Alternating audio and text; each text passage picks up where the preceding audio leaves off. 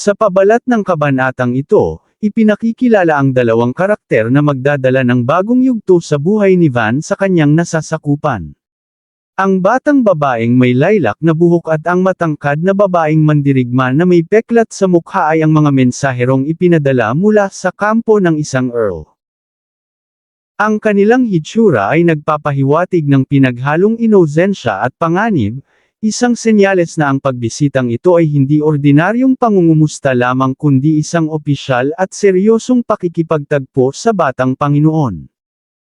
Sa loob ng isang tumatakbong karwahe, ramdam ang bigat ng atmosfera. Habang umaandar sila patungo sa nayon ni Van, hinahawakan ng babaeng mandirigma ang ulo ng bata upang bigyan ito ng kapanatagan. Sinisiguro niya rito na malapit na sila at hindi niya ito iiwan sa gitna ng pakikipagharap. Ang ugnayan ng dalawa ay tila higit pa sa magkatrabaho. Mayroon silang malalim na tiwala sa isa't isa habang pinaghahandaan ang kanilang misyon na kausapin ang itinapon na anak ng pamilyang Furshaw. Sa wakas ay tumigil ang karwahe sa harap ng isang malaki at eleganteng mansyon na itinayo ni Van gamit ang kanyang production magic. Sa kabila ng pagiging liblib na lugar, ang gusali ay simbolo ng tagumpay ni Van sa pagpapalago ng kanyang teritoryo. Habang pinagmamasdan ng mansyon, naghahanda na ang mga mensahero sa kanilang pakikipag-usap. Alam nilang kailangan nilang kilalanin muna kung sino ang kanilang haharapin bago ay latag ang tunay na pakay ng Earl sa lugar na ito. Sa loob naman ng mansyon, naging abala ang mga tauhan ni Van. Nagkakagulo ang mga maid at mga kawal dahil sa biglaang pagdating ng mga bisita. Si Van, sa kabila ng kanyang pagkagulat, ay pilit na nagpapakalma. Nagtanong siya tungkol sa dami ng taong darating at kung sapat ba ang upuan at pagkain. Sa kabila ng kaba, binuksan ni Van ang pinto at pinatuloy ang mga bisita, umaasa na ang pagpupulong na ito ay hindi magreresulta sa gulo para sa kanyang tahimik at masayang nayon. Nang pumasok ang mga mensahero, nabigla si Van at ang kanyang mga kasama. Inasahan nilang mga matatandang opisyal ang ipapadala ng Earl, ngunit dalawang babae ang bumungad sa kanila. Agad na napansin ni Van na bagaman bata pa ang isa sa kanila, hindi ito ordinaryong bata. Ang presensya ng dalawa ay sapat na upang mapagtanto ni Van na ang mga ito ay may mataas na kakayahan. Ang pagtatagpong ito ang simula ng isang tensyong susubok sa kakayahan ni Van na protektahan ang kanyang mga nasasakupan mula sa impluwensya ng ibang malalakas na maharlika. Sa gitna ng silid, formal na nagpakilala ang matikas na babaeng mandirigma. Siya ay si Panamera Carrera Cayen, isang kamakailan lamang na napromote bilang Viscount. Ipinagmalaki niya ang kanyang pinagmulan bilang isang parvenu, o isang taong nagmula sa pagiging ordinaryong kabalyero na umangatang. Antas dahil sa sariling sikap at husay. Sa harap niya, buong paggalang ding nagpakilala ang ating bida na si Van Furshaw, ang batang Panginoon na itinalaga upang mamahala sa lupain o fief na iyon. Sa kabila ng ngiti ni Panamera. Bakas sa kanyang mga mata ang talas ng isang taong sanay sa politika at digmaan. Kasunod nito, nagpakilala naman ang batang kasama ni Panamera. Siya ay si Orit Ann Ferdinand, ang bunsong anak na babae ni Count Ferdinand. Mahiyain at tila kabado, ipinaliwanag ni Orit na nakatanggap sila ng impormasyon na ang pamilyang Marquets Furshaw ay naninirahan sa nayong ito. At iminungkahi ng kanyang ama na makipagkita siya kay Van. Nagulat si Van sa impormasyong ito, bakit ipapadala ng isang count ang kanyang bunsong anak bilang mensahero kasama ang isang malakas na escort na tulad ni Panamera. Habang nakaupo at seryosong nag-uusap, hindi mapigilan ni Van na makaramdam ng takot sa presensya ni Panamera. Sa kanyang isip, inaanalisan niya ang babae, hindi ito ordinaryong tao dahil nagawa nitong maging baron at kalaunan ay Viscount sa loob lamang ng isang henerasyon. Pinuri ni Panamera ang pagiging mahinahon ni Van sa kabila ng murang edad nito kumpara kay Orit. Agad siyang pumasok sa seryosong usapan at tinanong si Van kung alam ba nito ang tunay na dahilan kung bakit sila napunta roon, tila sinusubok ang katalinuhan ng bata. Dito na inilatag ni Van ang kanyang hinuha.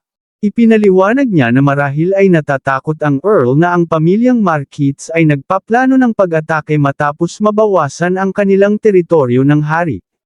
Dahil dito, ipinadala sina Panamera at Arit upang kumuha ng impormasyon tungkol sa kalagayan ng kalaban at para sa isang kasunduan. Namangha at humalaklak ng malakas si Panamera sa talas ng isip ni Van.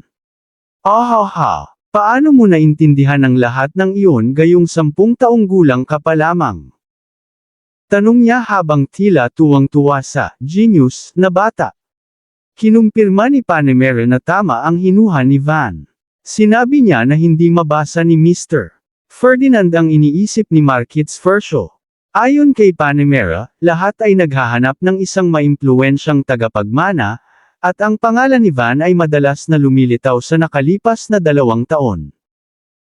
Nagtataka sila kung paano nakakuha ng atensyon ang isang batang itinapon sa liblib na lugar at kung ano ang mangyayari sa kasalukuyang definisyon ng mahiwagang kakayahan o magical abilities dahil sa mga nagagawa ni Van. Ipinagpatuloy ni Panamera ang pagsusuri sa sitwasyon. Ayon sa kanya, ang may-ari ng isang fief ay dapat edukado upang mapaunlad ang teritoryo, at ang tsismis ay isa raw itong child prodigy. Gayunpaman, nagtataka ang kanilang panig kung bakit si Van, na sinasabing walang magic sa 4 na elemento, ang piniling mamahala sa lupaing malapit sa teritoryo ng Count at sa Kingdom of Gerenet. Naghihinala sila kung ito ba ay bahagi ng ambisyon ni Marquette Verscho na hindi angkop sa isang pinuno. Sa kabila ng mga seryosong teorya ni Panamera, binuweltahan siya ni Van ng isang tapat na sagot. Sinabi ni Van na ang ibang mga hinala ay walang basehan dahil ipinadala lamang siya rito sa isang udyok o whim. Inamin ni Van na wala siyang kakayahan sa 4 na elementong mahika, isang bagay na alam niyang malalaman din ng lahat balang araw. Nagulat si Panamera at nasabi na lamang na napaka-estupido ng dahilan kung bakit itinapon si Van kung ganoon lang pala ang rason. Dito na ibinunyag ni Panamera ang mga impormasyong nakuha nila tungkol sa nayon.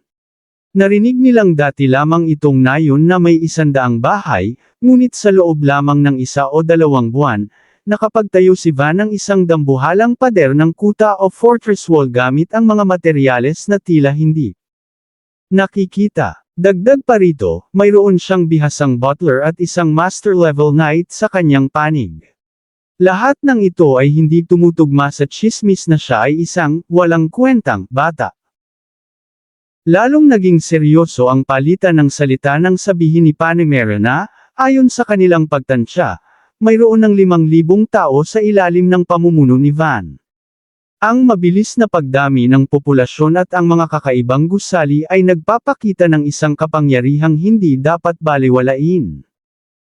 Si Arit ay tahimik lamang na nakikinig, bakas ang kaba habang ang 2 panig ay tila nagpapakitang gilas sa isa't isa. Sa huli, ipinunto ni Panamera ang tunay na panganib, ang teknolohiya ni Van na nagpapahintulot sa pagbuo ng pader at paggalaw ng hukbo ng hindi napapansin ay isang malaking problema para sa kanila. Ang paggawa sa hangganan bilang isang base militar ay isang agresibong hakbang sa paningin ng ibang. Maharlika, napahawak na lamang si Van sa kanyang mukha, na pagtatanto na mula sa punto de vista ng mga nasa labas, ang kanyang pagtatanggol sa nayon ay nagmumukhang paghahanda para sa isang malaking digmaan. Patuloy ang tensyon sa loob ng silid-pulungan habang matamang nakatitig ang babaeng mensahero kay Van. Dahil sa hindi maipaliwanag na gaan ng loob ng batang Panginoon sa kabila ng seryosong sitwasyon, nagtanong ang babae ng may bahid ng pagkairita, anong nakakatawa? Ang kanyang mga kasamang kawal ay nanatiling alerto at seryoso, naghihintay ng anumang sagot mula kay Van na tila hindi natitigilan sa kanilang presensya. Sa halip na matakot, biglang humagalpak ng tawa si Van, na ikinagulat ng lahat ng naroon. Matapos ang ilang sandali, humingi siya ng paumanhin at sinabing, pasensya na sa pagtawa. Itigil na natin ang delusyong ito. Nilinaw niya na ang tingin ng iba na siya ay isang kaawa-awang ipinatapon ay malayo sa katotohanan. Ipinaalala niya na nang umalis siya sa kabisera, ang tanging kasama niya ay si Kamsin at ilang mga bagahe lamang, ngunit sapat na iyon para sa kanya. Dahil sa pagtatapat ni Van, nagbahagi rin ng kanyang mapait na karanasan ang batang babaeng mensahero. Sinabi niya na kahit ang sarili niyang pamilya ay hindi siya hinatid nang siya ay umalis, sa halip, inutusan lamang siyang lisanin ang lungsod ng tahimik. Ibinaling naman ng mas matandang babae ang usapan sa mga tauhan ni Van, na binabanggit ang maid at dalawang batang knights na naghihintay sa labas na tila mga tapat na subordinate nito. Dito na sumingit ang isa sa mga knight ni Van upang ipaliwanag ang kanilang katapatan. Sinabi niya na sumunod sila kay Mr. Van dahil humanga sila sa kanyang karunungan at talento.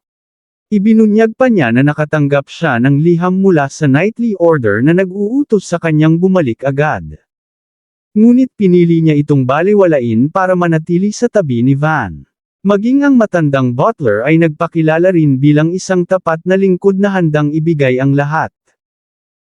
Ang matandang butler ay nagbiro pa na ang paglilingkod kay Van ay isang napakaabalang hobby, ngunit ang tunay niyang misyon ay ipasa ang lahat ng kanyang kakayahan sa bata. Sinundan ito ng madamdaming pahayag ng maid, na sinabing kahit isang aristokrata si Van. Nakikipag-usap ito ng patas sa lahat ng tao. Dahil sa pagiging mabait at mapagkalinga ni Van sa kanyang mga tauhan, nais nilang maglingkod sa kanya habang buhay. Hindi makapaniwala ang babaeng mensahero sa lawak ng suportang natatanggap ni Van. Nagtanong siya kung paano maipaliliwanag ang mabilis na pagbabago at pag-unlad ng nayong ito. Ngumiti lamang si Van at sinabing balak pa niyang magtayo ng isa pang fortress wall sa labas. Inimbitahan niya ang mga bisita na sumama sa kanya, siguro makikita niyo ito para sa inyong sarili. Habang naghahandang lumabas ng mansyon. Paglabas nila, bumungad ang isang mahabang linya ng mga knights na nakasuot ng kapa at handa sa utos. Maging si Van ay napabulalas ng, sa dami nila. Nagbigay ng hudyat ang babaeng mensahero na magpatuloy sa column formation habang sila ay lalabas upang mag-explore. Habang ang mga taga-nayon ay nagtatakang nakatingin sa nagaganap na mobilisayon. Inutusan ni Van ang mga taga-nayon na magdala ng mga wooden blocks, na siyang pangunahing materyales para sa kanyang production magic. Habang naglalakad ang mahabang prosesyon ng mga tao at kawal patungo sa hangganan ng teritoryo. Hindi mapigil ang magtanong muli ng babaeng mensahero ng may halong pagkalito, saan ba talaga tayo pupunta? Hindi niya palubos na maunawaan ang bilis at paraan ng pagbuo ni Van ng kanyang depensa. Habang naglalakad ang grupo sa gitna ng tuyong lupain, hindi makeably ng matangkad na babaeng mensahero ang kanyang hinala. Matapos makita ang malaking hukbo at ang mobilisayon ng mga tao, lumingon siya kay Van at nagtanong ng may awtoridad, "Where are we going?" Ramdam ni Van ang tensyon, alam niyang sa isip ng babae, baka iniisip nito na may nakahandang ambush para sa kanila. Ngunit kalmado lamang si Van habang patuloy na naglalakad. Nang makarating sa tamang distansya, tinanong ni Van ang kanyang butler na si Espada, "Is this the area?" Kinumpirma ito ni Espada at sinabing ang mga kanto ay medyo malayo pa. Nagpasya si Van na magsimula sa paggawa ng pader na may lapad na 2 meters at aayusin na lamang ang iba mamaya. Humarap siya sa mga mensahero ng may ngiti at sinabing, "So, let's do the fortress wall." Nagulat ang babaeng mandirigma at napasigaw ng, "Right now," dahil hindi niya akalaing magagawa iyon sa isang iglap. Sa isang iglap, isang dambuhalang pader na gawa sa bato ang biglang lumitaw mula sa lupa. Ngayon lamang nakakita ng ganitong klaseng bilis ng konstruksyon ang mga mensahero. Sa isip ng babaeng mandirigma. Tinitingnan niya si Van bilang isang Grade 4 Element Mage in resignation, dahil sa tindi ng kapangyarihang ipinamalas nito. Gayunpaman, mapagkumbabang nagpaliwanag si Van na ang pader na ito ay pansamantala lamang, kapag nawala ang magic, guguho ito at mawawala ang tibay. Ipinaliwanag pa ni Van ang teknikal na aspeto ng kanyang ginawa. I wanted to make perfect concrete, aniya, ngunit dahil kulang sa materyales, gumamit muna siya ng temporary measures. Ang pader ay binubuo ng pinagsama-samang bones, volcanic rocks, earthen rocks, at ilang ore. Namangha ang mga nakikinig dahil sa dami ng materyales na kinailangan para sa kombinasyong ito, habang ang babaeng mensahero ay tulala pa ring nagtanong, "What did you do?" Dinala ng mga taga-nayon ang mga wooden blocks na hiniling ni Van. Nagtatakang nagtanong ang mensahero kung ang mga kahoy na ito ay para sa pagtatayo ng bahay, at kinumpirma ito ni Van. Gamit ang kanyang mahika, sinimulan ni Van ang paggawa ng gate at nilagyan ito ng metal coating. Ayon sa kanya, sa paggawa ng gate, mahalagang i-imagine ang hugis at ang magiging lakas nito upang maging epektibong depensa. Habang pinagmamasdan ng matangkad na babae ang bata, hindi niya mapigil ang may tanong sa sarili, "Who are you?" Lumingon si Van nang may inosenteng ngiti at sinabing, "Unfortunately, I have production magic. I can only make items." Para kay Van, ang kanyang kakayahan ay simple lamang, ngunit para sa mga nakakita nito, ito ay isang himala. Tinapos ni Van ang kanyang pahayag sa isang katotohanang masakit para sa ibang maharlika ngunit tinatanggap niya ng buong puso, "In society, it's a useless kind of magic."